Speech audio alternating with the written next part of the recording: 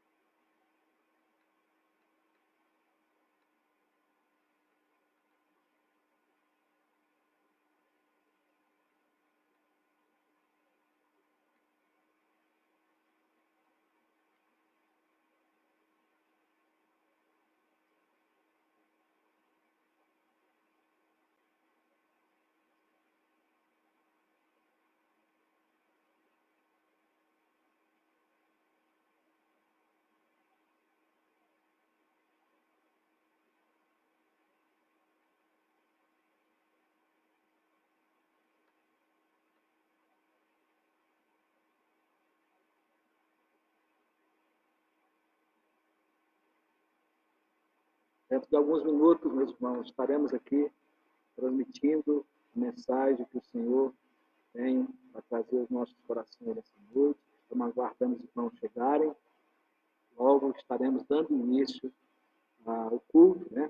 A mensagem online, para que assim Deus ministre aos nossos corações.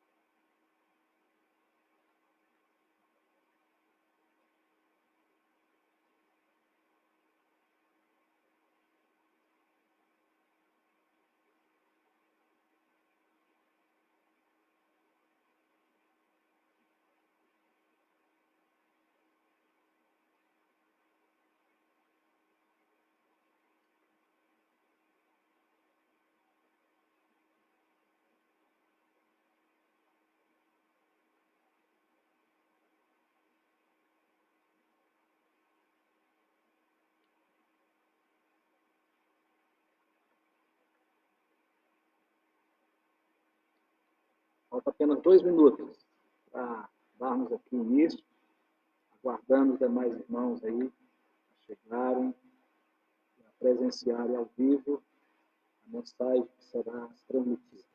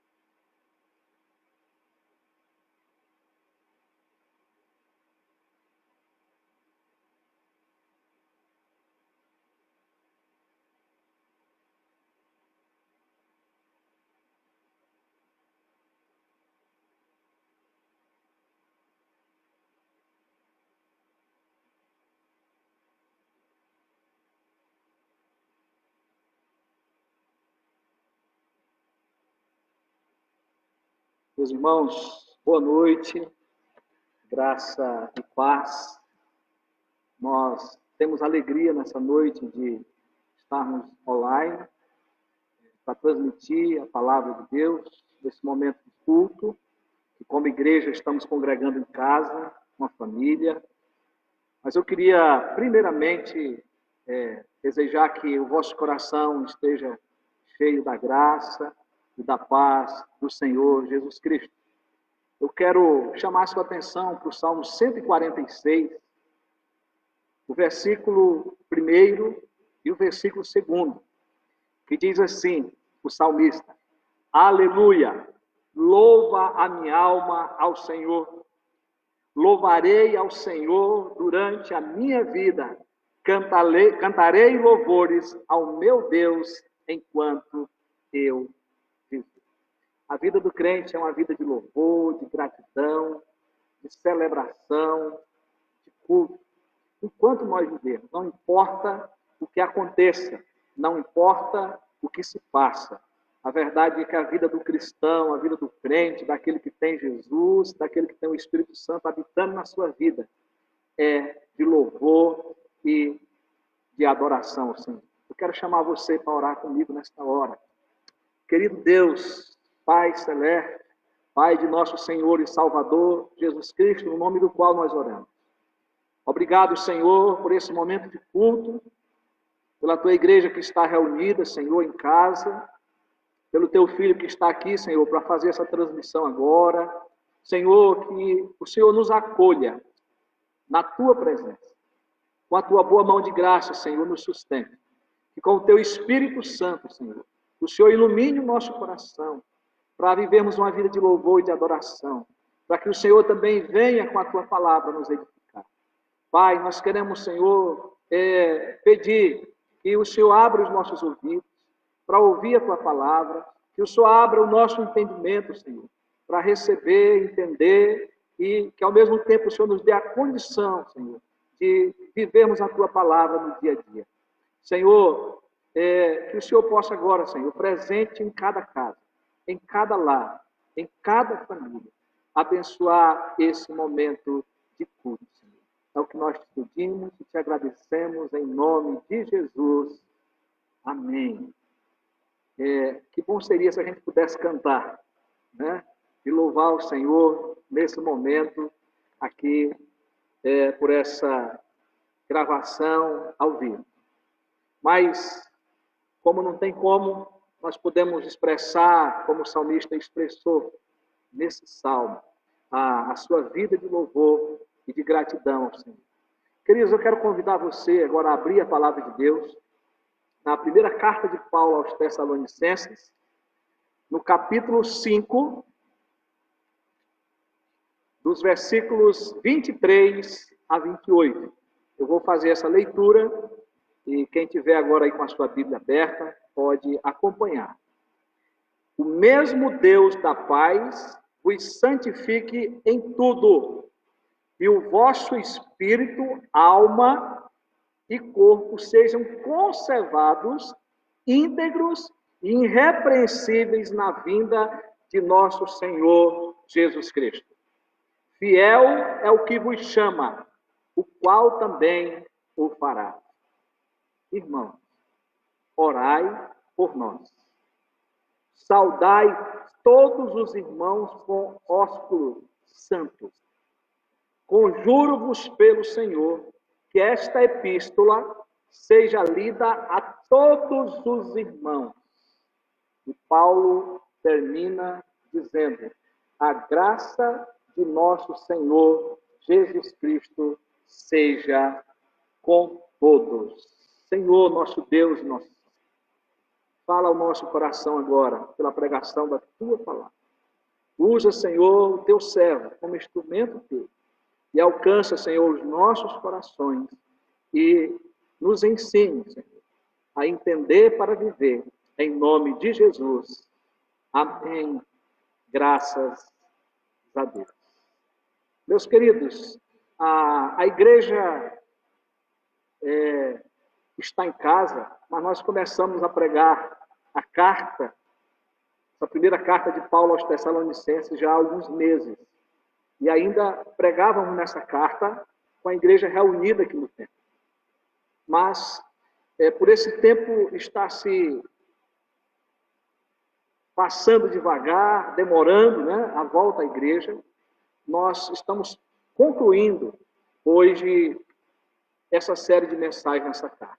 E vamos pregar nos outros domingos para chegarmos a essa conclusão. Nós temos um tema a essa carta, que é a Igreja de Jesus vive o Evangelho enquanto espera a sua vinda. E delimitamos o tema com a pergunta: como é que a Igreja de Jesus vive o Evangelho enquanto espera a sua vinda?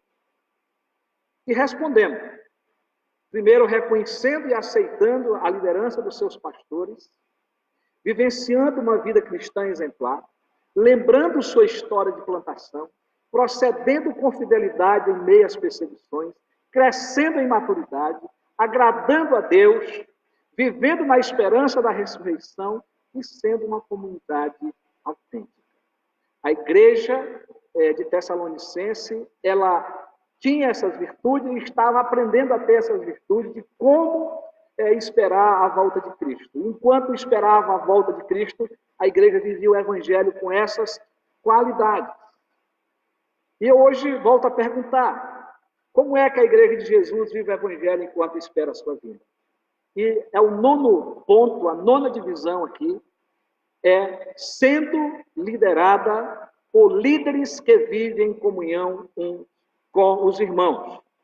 Nós começamos esta série afirmando que a igreja que vive o evangelho enquanto espera a vinda de Jesus reconhece e aceita a liderança dos seus pastores.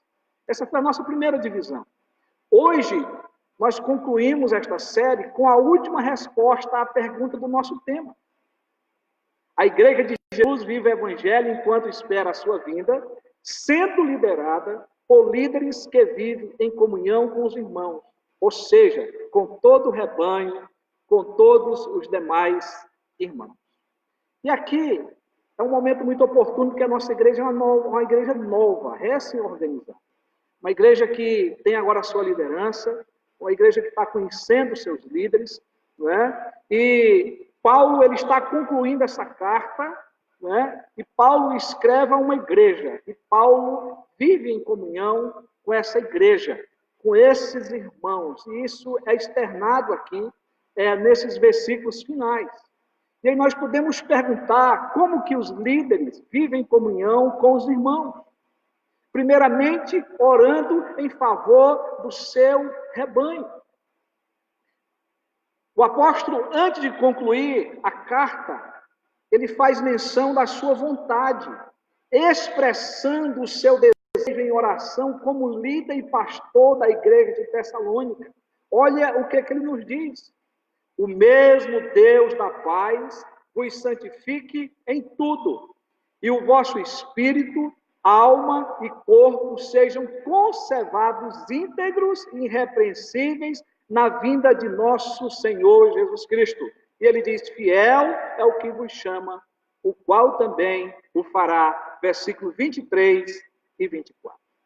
Bom, na oração, Paulo pede aqui por santidade. O mesmo Deus da paz vos santifique. O apóstolo Paulo, ele reconhece aqui que o nosso Deus é o Deus da paz e que pode santificar a igreja. Ele faz referência ao Deus da paz em várias das suas cartas. Se você puder conferir depois em casa, anotar Romanos 15, 33, Romanos 16, 20, 2 Coríntios 13, 11, Filipenses 4, 9 e aqui na segunda carta de Tessalonicenses, no capítulo 13, o versículo 16. Somente Deus é a fonte do poder espiritual da igreja. Somente Deus pode derramar a paz nos nossos corações. A paz, ela foi firmada através da cruz de Cristo. Inclui a reconciliação que nós temos com Deus e com os seres humanos. Paulo, em Efésios, no capítulo 2, o versículo 14, ele afirma ser Cristo a nossa paz. Quem estiver fora de Cristo permanece num estado de inimizade contra Deus. Paulo vai afirmar que Cristo é a nossa paz. Isto é, dos que estão arraigados nele, em Cristo. Somente o Deus da paz, que em Cristo nos uniu, a Ele e uns aos outros, os outros irmãos, é que pode nos santificar. E é isso que Paulo está ensinando aqui, desejando, orando pela igreja de Tessalonicenses. Veja que Paulo não termina a sua carta aqui pedindo saúde, milagre, prosperidade, mas o apóstolo intercede para que o Deus da paz separe a igreja da vida de pecado e, ao mesmo tempo, creio, que gerasse no crente, ou que gere no crente, o desejo de se consagrar a ele em tudo. O sentido no original grego para a palavra tudo é para ser perfeito, completo em todos os aspectos. Quando Paulo fala de santificação, meus queridos irmãos e irmãs, inclui toda a renovação do crente. Os irmãos de Tessalônica já haviam, em parte, sido renovados, mas Paulo aqui deseja que Deus aperfeiçoe o que ainda faltava. É Deus quem nos santifica através da sua palavra. João 17:17, o Senhor Jesus que ensinou sobre isso. E também nos santifica através do seu Filho Jesus e do Espírito Santo. 1 Coríntios, capítulo 1, versículo 2 e 6, Paulo fala disso. Também no capítulo 6, versículo 11. E depois também podemos ver em 2 Tessalonicenses 2:13. Toda a trindade, ela está junta nesse processo da santificação. E a palavra de Deus diz que Deus nos santifica através da palavra, através de Cristo, através do Espírito. Creio que, por isso, eu e você, Igreja de Jesus, você que está nos ouvindo, nos assistindo, todo cristão deve fugir do pecado e orar para que Deus nos santifique dia após dia, porque esta é a vontade de Deus, a nossa santificação. 1 Tessalonicenses 4:3, assunto que já foi também falado anteriormente. Eu quero também chamar a sua atenção ainda, porque o escritor aos Hebreus, ele também escrevendo a carta, ele deseja que o Deus da paz aperfeiçoe, santifique a igreja. É como se ele estivesse desejando, mas ao mesmo tempo estivesse orando. E ele vai dizer lá em Hebreus 13:21, capítulo 13, versículo 21. Ora, o Deus da paz, que tornou a trazer dentre os mortos a Jesus, nosso Senhor, o grande pastor das ovelhas, pelo sangue da eterna aliança, olha aí, vos aperfeiçoe em todo bem, para cumprirdes a sua vontade, operando em vós o que é agradável diante dele, por Jesus Cristo, a quem seja a glória para todos sempre. Amém. Que coisa linda! Como que a palavra de Deus, como que os líderes desejavam aí, não é, a santificação da igreja. E na sequência do texto, Paulo deseja que a santificação abranja o corpo, a alma e o espírito. Ele diz: e o vosso espírito, alma e corpo sejam conservados íntegros e irrepreensíveis na vinda de nosso Senhor Jesus Cristo. Eu não quero entrar aqui no mérito se Paulo era dicotomista ou tricotomista, porque se fala aí separado em corpo, alma e espírito. Eu creio que Paulo fala de corpo, alma e espírito no sentido de revelar que a santificação da vida do crente deve abranger toda a totalidade da nossa personalidade. O seu desejo é que a nossa personalidade seja conservada inculpavelmente, de modo que seja íntegra, irrepreensível. Isto é, livre de qualquer mácula, né? Mácula pecado, que possa manchar a nossa santidade, que possa manchar o nosso testemunho como cristão. Mas eu quero ainda chamar a sua atenção para o assunto principal desta carta, que é a parousia, ou seja, a volta de Jesus Cristo, a vinda de Cristo. E Paulo aqui inclui no seu pedido de santificação que possamos ser achados, conservados, íntegros na volta do Senhor Jesus Cristo. Paulo está nos assegurando que Cristo vai voltar. E é impressionante porque Paulo tem essa convicção que é o Deus da paz que nos santifica. E por isso ele vai dizer, fiel é o que vos chama, o qual também o fará, versículo 24. Então, aquele que nos elegeu, aquele que nos chamou, é o mesmo que nos santifica, mas também é o mesmo que completará a nossa salvação. Ele é um Salvador perfeito, ele santifica e seguradamente guardará a nossa salvação. Nós podemos confiar no Senhor. Paulo, irmão, sempre ensinou essa verdade. Aos Filipenses, ele disse, estou plenamente certo de que aquele que começou boa obra em vós, há de completá-la até o dia de Cristo Jesus. Então é Cristo que guarda a nossa salvação, é Cristo que nos santifica, que nos mantém firmes, íntegros, né? Irrepreensíveis, até a sua volta. O apóstolo Paulo, como líder, orou pelos seus irmãos, desejando que Deus os santificasse. Todo líder deve interceder pelo seu rebanho, deve interceder pelos seus irmãos. A intercessão do líder pelas ovelhas demonstra a sua vida de comunhão com a igreja.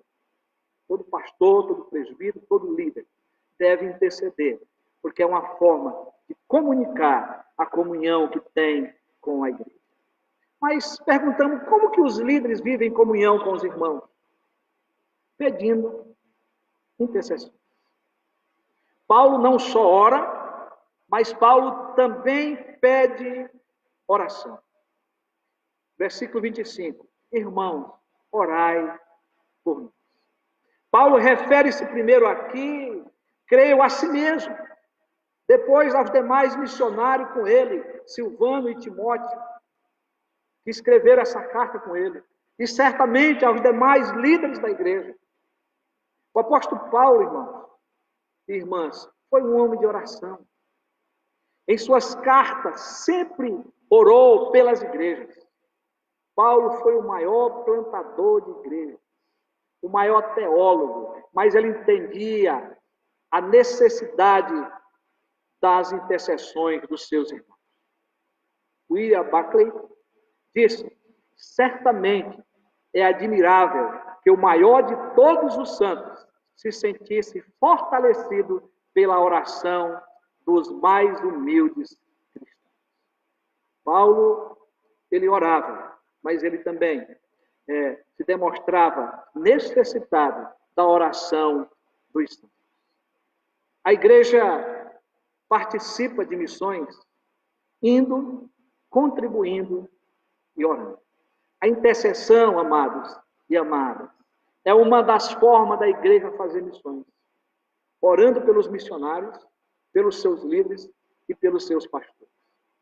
Mas cada pastor, presbítero, diácono, evangelista, missionário, precisa ter humildade para pedir orações pelos seus ministérios.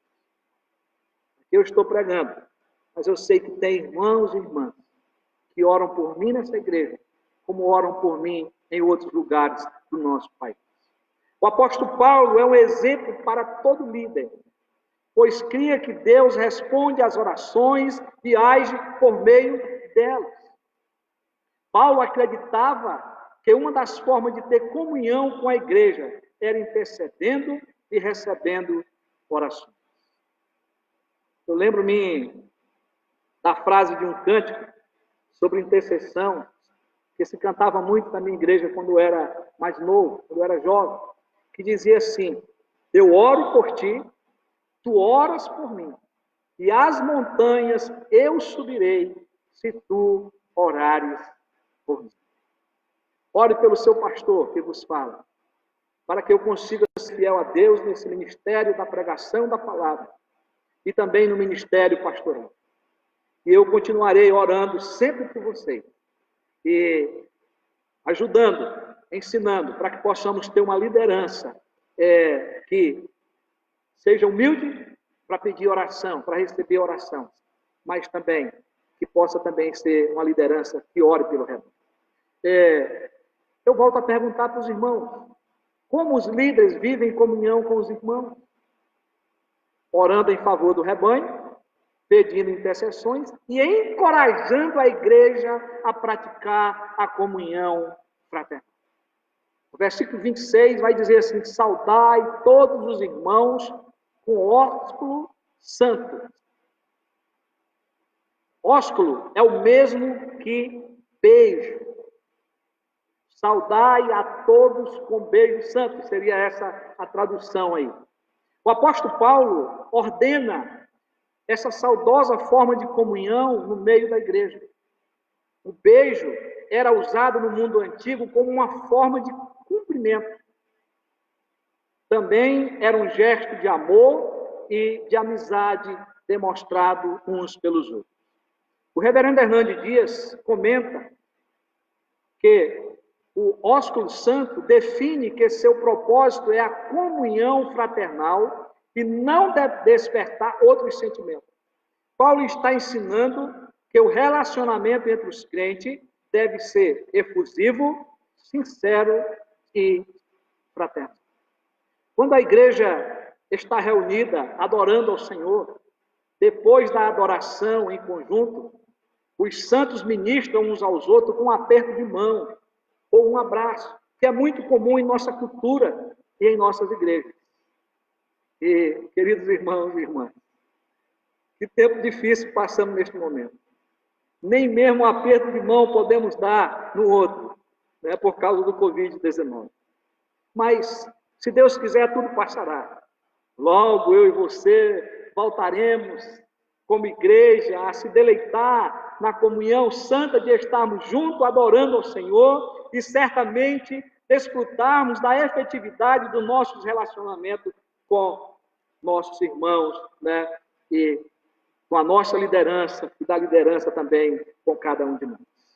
Paulo desfrutou dessa comunhão com a igreja e encorajou a todos a praticarem a comunhão fraternal de irmãos, de estarem se congratulando, não é? Se relacionando, não é? Com uns com os outros.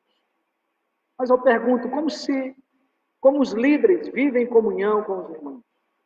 Já respondemos que orando em favor do rebanho, pedindo intercessões, encorajando a igreja a praticar a comunhão fraternal e instruindo a igreja ao aprendizado coletivo. No versículo 27, Paulo diz o seguinte: conjuro-vos pelo Senhor que esta epístola seja lida a todos os irmãos. Quero lembrar a você que esta carta foi enviada à igreja de Tessalônica. Silvano e Timóteo foram os seus autores junto com Paulo. Paulo não podia ir àquela igreja, mas enviou aquela carta para ser lida naquela igreja. O apóstolo Paulo, como plantador, pastor, discipulador desta igreja, era aquele que levava o ensino doutrinário, não é? E ele agora leva esta carta com informações para esclarecer a respeito da vinda de Cristo, a respeito da ressurreição dos mortos, e ele quer que essa mensagem seja lida publicamente, já que ele não podia ir. A carta escrita era a única forma que o apóstolo Paulo tinha para instruir a igreja com a palavra de Deus e para ter comunhão com ela. Por isso ele ordena que a carta fosse lida diante de todos os irmãos, com toda a igreja presente. Todos os crentes deveriam estar presentes na leitura da carta. As instruções eram para todos os membros da igreja. Por que eu estou repetindo isso? Por causa da importância de congregar, da importância de estarmos juntos como igreja. E aqui a doutrina ensinada era para toda a igreja. Não era para irmão levar recado para o outro. Era para estar lá, para ouvir na íntegra a leitura da carta. Quando a igreja se reúne, estamos com saudade disso, é um ajuntamento dos santos, reunidos para receber as instruções da palavra de Deus. Eu quero aqui novamente citar o reverendo Hernandes, porque ele afirma aqui que a frequência à igreja é uma necessidade vital dos membros e a exposição da verdade é um dever imperativo da liderança. A liderança tem que dar o alimento espiritual. A liderança tem que desenvolver o ensino, a pregação da palavra de Deus. O dever do crente é vir congregar. Os líderes e pastores vivem em comunhão com a igreja no ensino e na pregação da palavra. E deve sempre incentivar a todos a aprenderem ou aprender e praticarem os ensinos da palavra de Deus. Deve estar preparado e deve motivar para que isso aconteça no corpo, todos juntos. Então, querido e querida, quando o seu pastor e os presbíteros da igreja chamar a sua atenção para não deixar de congregar, é porque deseja que você cresça em comunhão e no conhecimento da palavra de Deus. Paulo conclui, e aqui já partindo para a nossa conclusão, a carta, ele invoca a bênção do Senhor sobre os crentes. O versículo 28, ele diz: a graça do Senhor Jesus Cristo seja com todos. Aqui é uma bênção que não provém dele, mas do Deus Todo-Poderoso, do nosso Senhor. Ele roga as bênçãos de Deus pela igreja. Querido, nós aprendemos nesta noite que a igreja de Jesus vive o evangelho enquanto espera a sua vinda, sendo liderada por líderes que vivem em comunhão com os irmãos, com todo o rebanho. Quando que isso acontece? Quando ora em favor do seu rebanho, quando pedem intercessões pelo seu ministério, quando estão encorajando a igreja a praticar a comunhão fraternal e quando instrui a igreja ao aprendizado coletivo. Tudo que falamos aqui está ligado a relacionamento, a comunhão que a liderança tem e motiva a igreja a ter, a igreja a estar junto. Essa é a motivação que nós precisamos receber, que nós precisamos dar como líderes para que, no tempo oportuno de Deus, possamos novamente estarmos juntos como igreja do Senhor. Esse é o desejo, que a igreja presbiteriana de Penápolis seja pastoreada por líderes que prezem por essa comunhão e ensine a igreja a praticar a comunhão fraternal. Que nós, como igreja do Senhor Jesus, possamos viver o evangelho enquanto esperamos a sua vinda, conforme escrito na palavra de Deus. Maranata, ora vem, Senhor Jesus. Que Deus nos abençoe. Amém. Feche os seus olhos, nós vamos orar. Querido Deus, nós te agradecemos nesta hora pela tua palavra pregada. Nós te agradecemos, Senhor, porque a tua palavra é viva e eficaz. Ela é martelo que esmiuça a pena. Ela é fogo que consome. Ela é espada de dois gumes que penetra dentro de nós. Pai, conforta o nosso coração nessa hora em que estamos distante da comunhão, da congregação. Mas, Senhor, nos ajude a entender que esse é um dever nosso como igreja, que é um dever de cada membro, lutar por uma vida de comunhão. E Paulo faz isso, Senhor, como líder da igreja, como pastor da igreja, orando pelo rebanho, orando, pedindo santificação, pedindo também suas intercessões, suas orações em seu favor, em favor do seu ministério. Mas ele também promove, Senhor, a comunhão da igreja. Ele se integra como pastor, como aquele que se relaciona, mas que ele quer ver a igreja, Senhor, se congratulando, se relacionando bem, mesmo que seja um aperto de mão, que seja um abraço, como a cultura aqui era o beijo. Mas, Senhor, isso nos ensina a sermos uma igreja que viva bem, que viva de forma, ó Deus, amorosa, como irmãos. Pai, e também, Senhor, ele demonstra, Senhor, essa comunhão, quando ele deseja que a palavra seja instruída com todos os irmãos. Senhor, o nosso desejo é que logo o Senhor nos reúna de volta como igreja, para que possamos, Senhor, não receber aqui através, Senhor, do vídeo, de uma gravação ao vivo, mas ao vivo presente. Mas nós queremos te dar graça por essa oportunidade, pelos meios de comunicação que o Senhor nos permite ter nessa hora. Louvado seja o teu nome, Senhor, porque tu usa a tua graça comum, usando pessoas, para alcançar e ter os meios que o Senhor quer usar para abençoar a tua igreja e os povos da terra. Pai, nós intercedemos pela tua igreja nessa hora. Senhor, cuida de cada família. Oh Deus, de cada irmão. Supra as necessidades. Oh Deus, eu sei que os tempos são difíceis, Senhor. Muitos estão sem trabalho, outros com salário reduzido, Senhor. Oh Pai, muitos, Senhor, sem esperança do amanhã. Mas a nossa esperança está em Ti, Senhor. Então, renova a nossa vida, a nossa fé. E dai-nos, Senhor, a condição, Senhor, de continuar Te adorando, Te louvando e esperando a volta do Senhor Jesus. Pai, nós Te louvamos por cada irmão que tem contribuído com seus dízimos e ofertas, entregando, devolvendo ao Senhor. Por aqueles que ainda farão isso, Senhor. Oh Deus, e por aqueles, Senhor, que ainda não entenderam e que não estão conseguindo fazer isso. Rogamos as Tuas misericórdias. E somos gratos a Ti, Senhor, por esta igreja e por todo o suprimento que o Senhor tem nos dado. No nome bendito de Jesus. Amém. Queridos, recebei a bênção.